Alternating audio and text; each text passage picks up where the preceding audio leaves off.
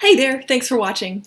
In this video, I'm going to talk about financial independence retire early, specifically what is considered retiring early, and how that fits into my plans. So if you're interested in hearing more about that, then just keep watching. The idea for this week's video was motivated by a comment left by Tanisha Davis from the Fun and Budget Act. If you haven't checked out your channel, you should. She's amazing. Her comment was in response to a previous video I did on my financial independence strategy, and she asks, wait, how long is traditionally acceptable for FIRE? Great question, Tanisha, and that's the question that I set out to answer this week. Before we get started, I ask you to please like this video, click that thumbs up button, and leave a vote for financial freedom and ultimate financial independence. I would really appreciate it. It is a huge help to my channel. And now, on with the show. So the question I'm looking to answer this week is, how long is considered traditionally acceptable for early retirement within the financial independence retire early movement? So what is considered early retirement by financial independence retire early standards? Good question, and in order to answer this, I had to do a little bit of research. Before I started actually doing the research to answer this question, I thought that my own timeline would not qualify as early retirement. I am not being very aggressive, and I didn't think that the plan that I had laid out would qualify at all for retiring early within the FIRE movement. What I found was actually interesting. So first I started by defining my terms. I found this article on Investopedia which says the following about the financial independence retire early movement.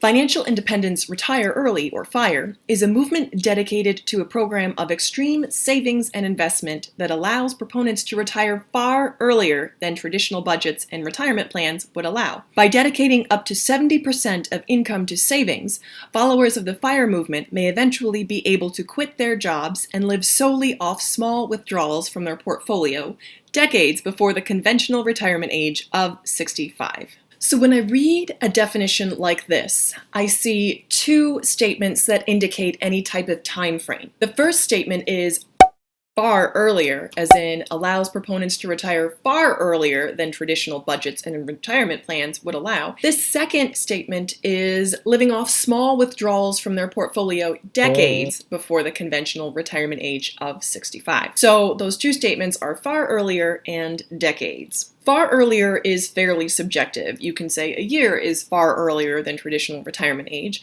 but decades is not. So decades, 10 years, and there is a plural there. So if that's decades, as in 2, before traditional retirement age, that would be 20 years before traditional retirement age. Traditional retirement age is between 61 to 65 depending on your birth year. So decades before it would be either 41 or 45. So the question is, how long is considered traditionally acceptable for financial independence retire early? The answer would be with an average retirement age of about 41 to 45.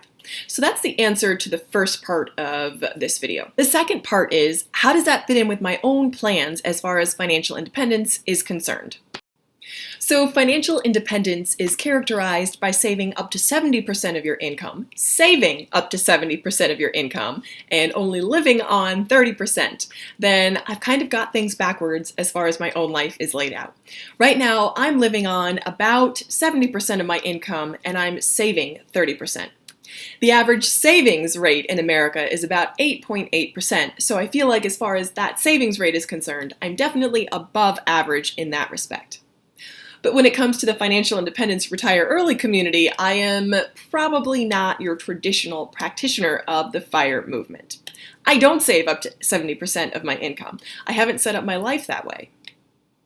Therefore, I'm probably not going to retire within what is considered to be a traditionally acceptable age for the FIRE movement. So given the way I have set up my life right now with my savings and spending, I'm on track to be able to hit my minimum viable financial independence number in about 10 to 15 years. Again, I am living on about 70% of my income and only saving and investing 30% of my income. To get from where I am now to my target financial independence number will take me approximately 10 to 15 years if everything stays the same. That's no increases, no raises, no job loss, no nothing. If everything stays steady, it'll take me approximately 10 to 15 years to get to my target financial independence number. So given my age right now, when I add 10 to 15 years, that would put me at approximately 48 or 51. I'm not 48 or 51 right now. I'm 10 years younger than 48 or 51 right now. I'm 72. Don't I look great?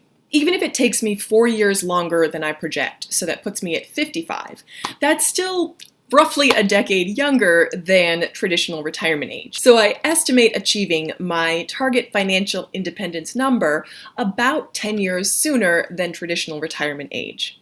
So only 1 decade, not 2 decades. So by traditional financial independence retire early community standards, I'm probably just a little bit outside what would traditionally be acceptable as retiring early. That said, I really don't think it matters. It's like debating the letter of the law versus the spirit of the law.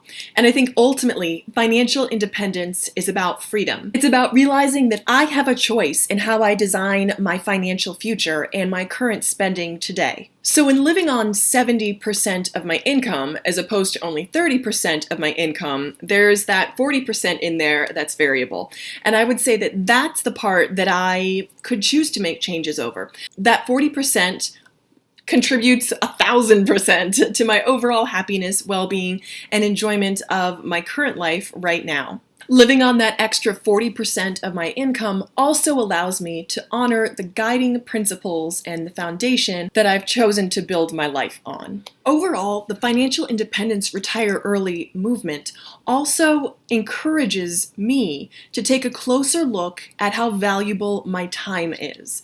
The idea of trading money for time or trading time for money is very powerful when you consider exactly the cost of how you're living today and how you might be able to reduce some of your costs in order to get more enjoyment out of your life. Another reason why I'm very comfortable with my savings and spending plan right now is that none of us have any idea how long we're going to be on this earth. It is great and prudent and wise to save for the future. Financial independence is a very worthy goal. However, I'm very, very cautious to forego enjoying the current moment in favor of pushing off that independence for a later date when, again, none of us know how long we're going to be on this earth. So I think my overall point is to not be a slave to money in any form, either through extreme frugality or by reckless spending. Ideally, I try to balance enjoying the current moment with saving for the future, all the while realizing that none of us know how long we're going to be on this earth. For me, it's just not worth it to try to pare down my lifestyle any further in order to reach my target financial independence number any sooner. So those are my thoughts on the traditional retirement age within the financial independence retire early community. I hope this has been helpful, and I thank you so much for watching. Let me know in the comments down below your thoughts on this, and also if you have any questions or ideas for a future video. I might just pick them up and use them. So thanks again so much for watching, and I hope, as always, you'll keep watching. Bye.